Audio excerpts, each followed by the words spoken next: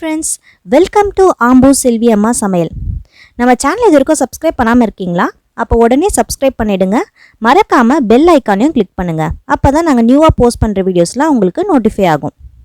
என்னடா இவங்க மாங்காய் தேங்காவை காட்டுறாங்க, இந்த காம்பினேஷன் நம்ம என்ன செய்ய முடியும் தானே யோசிக்கிறீங்க? ஏன் பண்ண முடியாது? நம்ம சூப்பராக ஒரு சட்னி செய்யலாமே.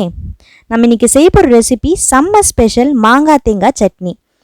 வாங்க எப்படி சட்னி செய்கிறது நம்ம பார்க்கலாம். ஒரு 5 மினிட்ஸில் குயிக்காக நம்ம மாங்காய் தேங்காய் சட்னி எப்படி செய்கிறதுன்னு பார்ப்போம். வாங்க அதுக்கு தேவையான இன்க்ரீடியன்ட்ஸ் பார்க்கலாம். ஒரு பாதி மாங்காவை தோல் சீவி கட் பண்ணி எடுத்துக்கோங்க.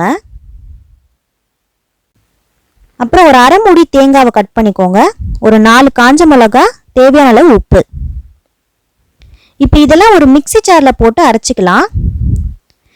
நான் மிக்ஸி ஜாரில் ஷிஃப்ட் பண்ணிட்டேன். இது நீங்கள் டைரெக்டாகவே பச்சையாகவே அரைக்கலாம், வதக்கி அரைக்கணும்னு அவசியம் இல்லை.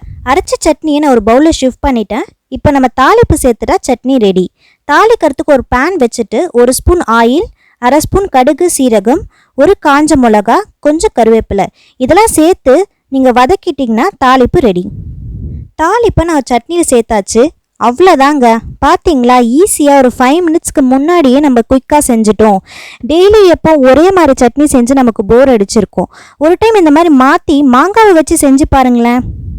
இட்லி தோசைக்கெலாம் சேர்த்து சாப்பிட்டிங்கன்னா அவ்வளோ டேஸ்ட்டாக இருக்கும். திரும்ப திரும்ப செய்யணும்னு தோணும். குழந்தைங்கலேருந்து பெரியவங்க வரைக்கும் ரொம்ப விரும்பி சாப்பிடக்கூடிய டிஷ் தான் இது. உங்களுக்கு இந்த வீடியோ பிடிச்சிருக்கோன்னு நம்புகிறேன். பிடிச்சிருந்தா லைக் பண்ணுங்கள், ஷேர் பண்ணுங்கள், கமெண்ட் பண்ணுங்கள். மறக்காமல் சப்ஸ்கிரைப் பண்ணுங்கள். Thank you.